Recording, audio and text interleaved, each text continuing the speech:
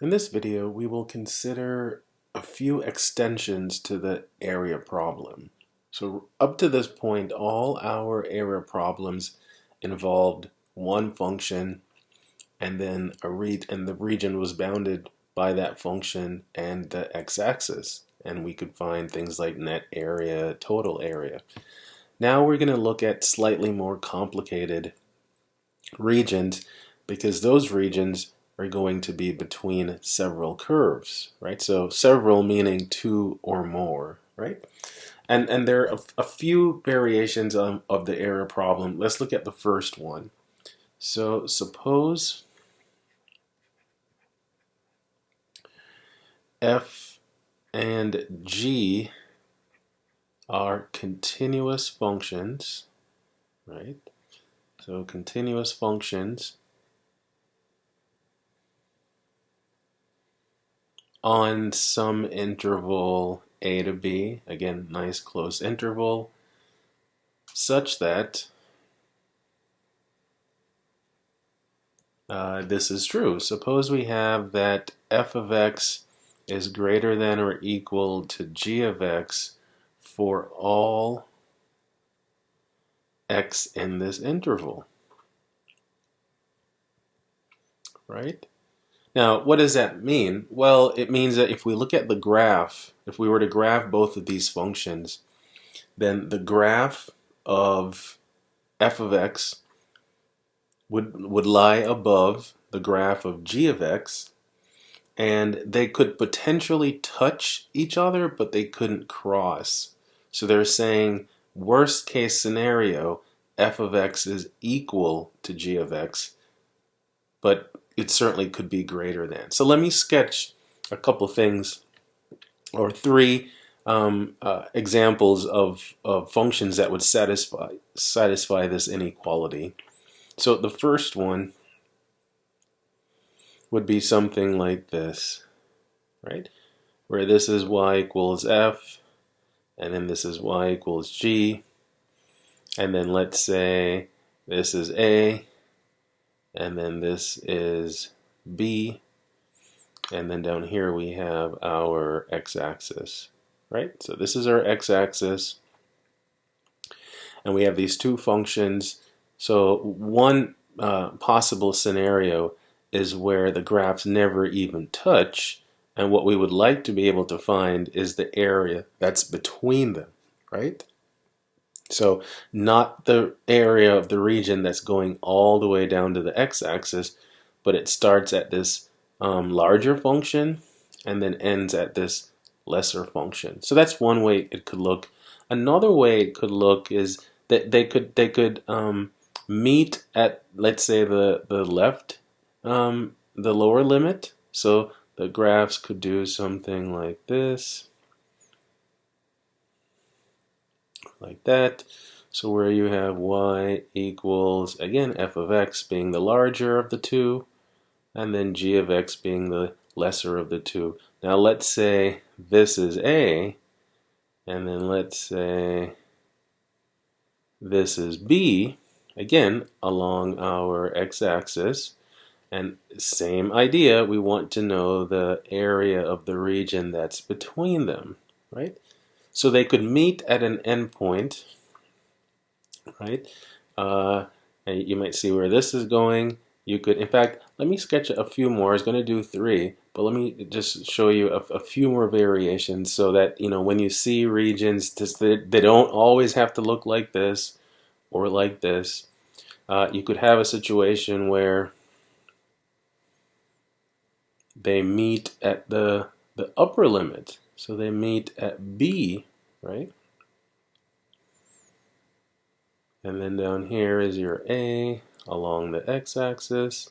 So again, the upper function here, y equals f of x, y equals g of x.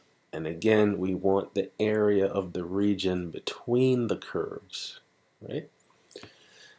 And then you could have a fourth possibility, right? So you could have something like, let me start with the interval here, and I'll draw one like this, and then the other one like this. So that you could see something like this. I'm a little bit away from B, but again, that equation is f of x, y equals, and then this one down here is y equals g of x, and then again, everything in between. Let me draw one more again just to show you how, again, some of these regions, how they might look.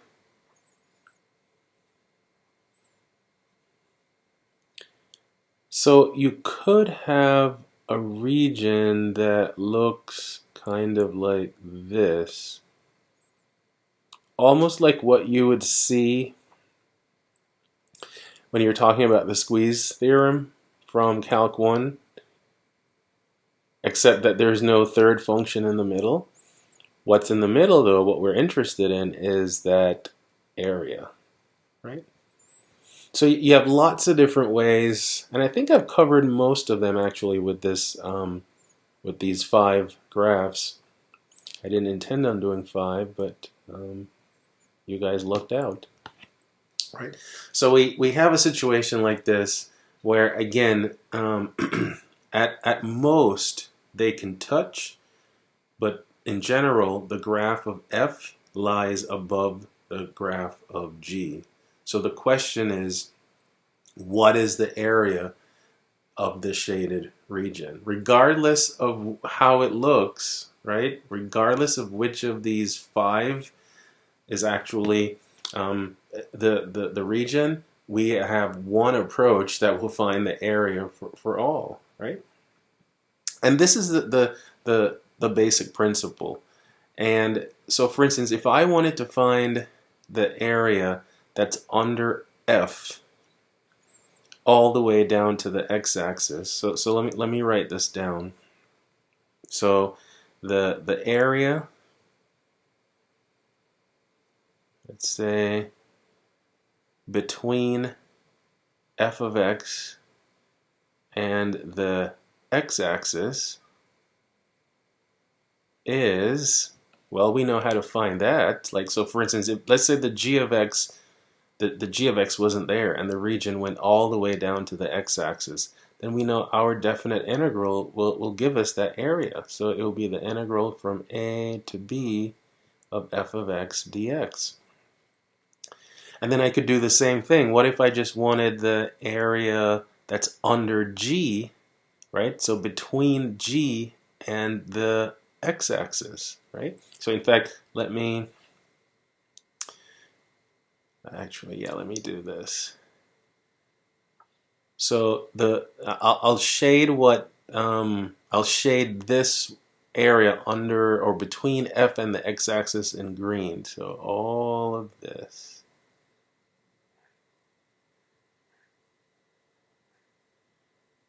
Right? So that one I'll just say is in green. Right? And then if I wanted to, so let me shade the region that's between g and the x-axis before I write the statement now. So let's say this one. Right? So the area between g of x and the x-axis, again, over that interval a to b, right, is another definite integral, but we would integrate the g function instead of the f function, and that one is indicated in red. So the question is now, what could I do if I have these two numbers? The number that represents the green area, the number that represents the red area. If I wanted the number that represents the blue, it looks like I would have to take the green area and subtract the red area. That would leave me with the blue.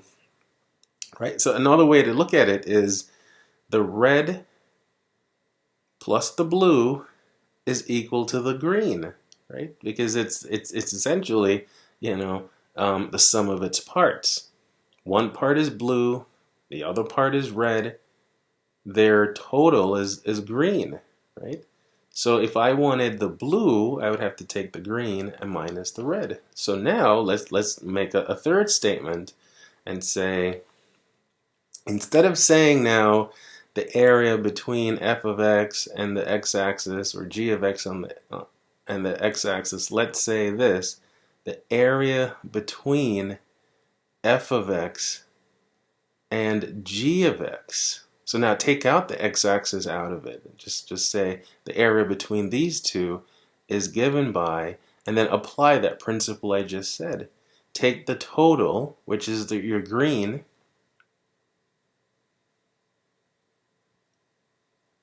and subtract the portion that you don't want, which is the red. And you'll be left with your blue, right? Now, when you look at this is a perfectly legitimate formula. There's absolutely nothing wrong with it. But we could, instead of thinking of this as two separate definite integrals, why don't we use our property of definite integrals and combine them? We can combine them because the limits are the same, right? So by the property of definite integrals, so now I'm going to call this A for area. We can integrate from A to B the difference between f of x and g of x.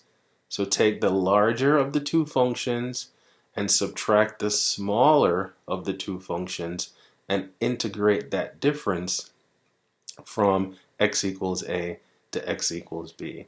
And this is our formula for the area between two curves where f is the larger of the two and g is the smaller of the two. And I often refer to g as like the upper function, right? So I often refer to, f as the upper function since it's the larger of the two. And then I often refer to g as the lower function, right? So upper minus lower, and then you integrate the difference between the two. Now, another way you can interpret this idea of the area between two curves is this, right? And it's an important concept because it will help us as we do more and more advanced applications. So let me draw the region again. One of them. I'm not going to draw all five, but let's just say we have this. This is our scenario, and you have your f of x there and your g of x there, right? And then there are our limits. That's our a, that's our b. Now, when you think of this region between the two curves that we want to find, it's almost like it is a cross section. So for instance, if I draw a vertical line that starts at the upper function, or line segment I should say, that starts at the upper and ends at the lower, and if I were to draw lots of these lines between them, basically each line segment, its length would be the difference between f and g, right? So the length of each line segment is equal to, just take the larger y and subtract the lower y. And then imagine if we would, if we could somehow do a lot of these, squish them really, really close together to where you can't even tell where one vertical line starts and the other one ends. So squish them together, which kind of sounds like a limit of a Riemann sum. And then if I were to integrate all of these line segments when they're so squished together, that would be like me adding all of these together, and as they fill in the area and I integrate from x equals a to x equals b, by integrating these lengths, I will get the area of the entire region here, right? Right. So these lengths, right, or yeah, each of these lengths kind of represents a cross section of the region, right, from one boundary to the next. It's kind of like a cross section. So when you integrate the cross section over like its width, right? So how wide is this region? Well, it goes from x equals a to x equals b. Take its width and integrate its length, and you're going to get the area, right? The same thing right here, right? It's just a slightly different way of thinking about it. Either way, whether you think of it as, you know, your area, your total area, and then you take away the area that you don't want, that's probably the easier of the two ways to think about it conceptually. But if you think about just a line segment that goes from one boundary to the next, that defines the cross section, or one of the many cross sections of this region. And to sum them all up, again, when they get very, very small and they're squished together, that's like our process of the limit of our Riemann sums. And that's how we get a definite integral out of it. All right? So let's do an example of this and see what the process is like. Right? And here's our example. Right? And basically, I'm just going to give you the two functions, and then we're going to find the area between them. So let's say we have y equals x squared, so we know what that looks like. And then let's take the y equals, I don't know, let's say x squared minus, or no, not like that. Let's do 8 minus x squared, right? And the question is, find the area between these two, right? So what is the area? What is the area bounded by these two curves? So bounded by these two curves, right? There's our question.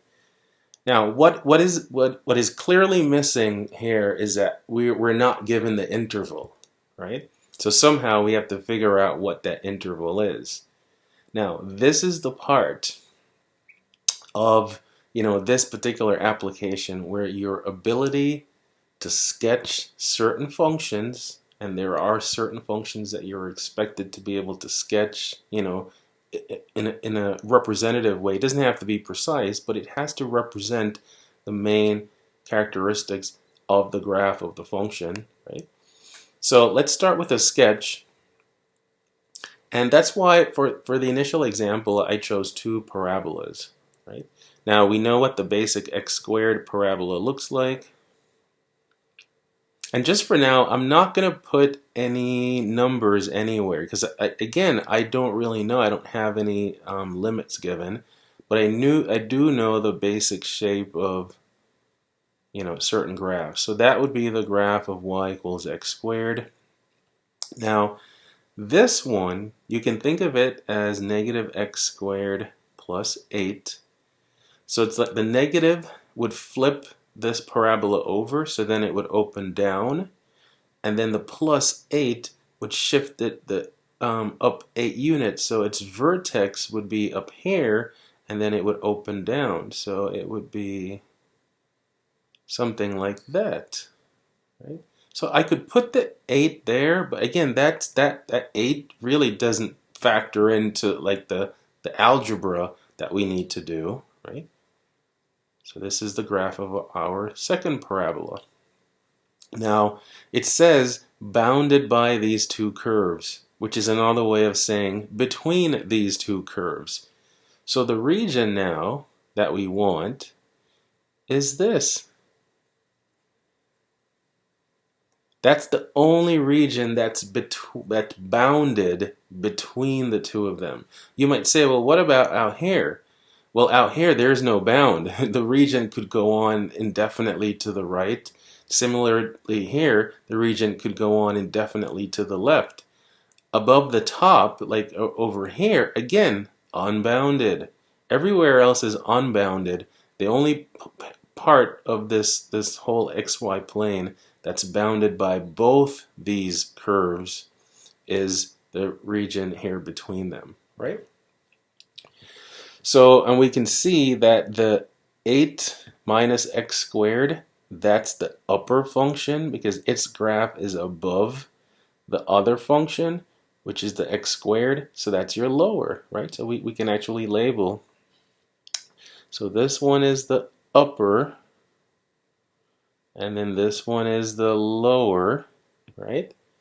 So we have the f and the g that we have to subtract. All that's left is to figure out the limits. So I need to know where the region starts. So I need to know that, my a, and then I need to know where it ends, right?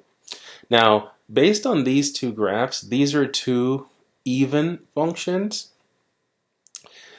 And so even functions are symmetric with respect to the y-axis, right? So we would expect at the very least that whatever number, let's say, is the upper limit, then the negative of that number would be the lower limit, right?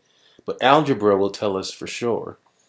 How do we find where these two curves intersect? Well, we set f of x, or where's my f? Yeah, set my f of x equal to g of x and figure out the point of intersections. So to find the limits, we have to do a bit of algebra and find the points of intersection. Right? And many times I often believe that in a lot of these area problems where you're solving for limits and so forth, more of the work is algebraic than it is actually calculus. All right, so set our x squared equal to 8 minus x squared. Now I'm going to solve for x, so I'm going to add x squared to both sides. So that gives me 2x squared, and I'm going to subtract the 8, so I'll have this. Now you might say, why didn't I just divide or so forth? Well, you could certainly do that, but the preferred way of solving these equations is by factoring. Because sometimes when you start to divide by quantities, you mistakenly divide by a variable. And when you divide by a variable, potentially you're going to end up losing a solution, right? So what I always do is move everything to one side and then try to factor. So first I can factor out a 2, and I'm left with a nice difference of 2 squares. Now I could divide by 2 because I'm still going to have a 0 on this side, and I would have reduced that coefficient to a 1. So if I divide both sides by 2, and then if I factor my difference of 2 squares, so it becomes x plus 2, x minus 2, then I get the two solutions. And I can see that they're symmetric, right? So we have x equals plus or minus 2. So now I'll put those in since these are values that we solved. So this lower limit for x is negative 2. This upper limit for x is positive 2. So now I know the interval, right? Here's my a, here's my b, here is my f of x, here is my g of x, and then I can set up my area by using this definite integral. So the area is equal to the definite integral from negative 2 to 2, and we're going to take the difference, and the difference is between the larger function, which is the 8 minus x squared, and the lower function, so minus x squared, and then that's going to be my integral with respect to x, right? So this is the setup That will give us the area of the region that I've shaded in blue. Now, let's simplify the integrand as much as possible, right? So that way it makes our integration as simple as possible. So let's go from -2 to 2. When I simplify this, the integrand becomes 8 minus 2x squared dx. And it's kind of interesting, you notice the similarity between this expression and this expression, right? Because you're still taking a difference, and that's kind of what we did here. We subtracted, one function from the next to get everything on one side. And that's what we're doing here as well, another difference. So now we can integrate. So the 8 becomes 8x. The minus 2x squared becomes minus 2/3 x cubed. And then that's from -2 to 2. So now let's plug in the upper limit. So at 2, what do we get? We get 16 minus 2 cubed is 8 times 2/3, so that's 16/3. And then minus, when we plug the lower limit in, we'll have a -16 there. And then this becomes -2 cubed is a -8, but then times -2/3, that becomes a positive 16/3. And then we just have to be careful with our negative signs. Now for the whole number, we have 16 minus -16, so that's 16 plus 16, that's 32. And then what do we have here? We have a -16/3 minus another 16/3, so that's a -32/3. Now, so let's write this. The 32 over 1 is the same as 96 over 3 minus 32 over 3 for, what's that, 64/3. And then this being area, we could say this is square units, or units squared, right? So that's our area. So it's a very, I would say, conceptually it's a simple idea. The difficulty may come with, of course, other types of functions and what sort of algebra you might need, and particularly being able to come up with a reasonable sketch, again, so that your setup at least is plausible given the functions. That's a big step in terms of setting up and then solving the problem. All right. So what we're going to do in the next video, we're going to continue talking about area and show another variation on this, which is very similar, but our integrals are going to be set up with respect to a different variable. So if you're interested, why don't you tune in right now? See you then.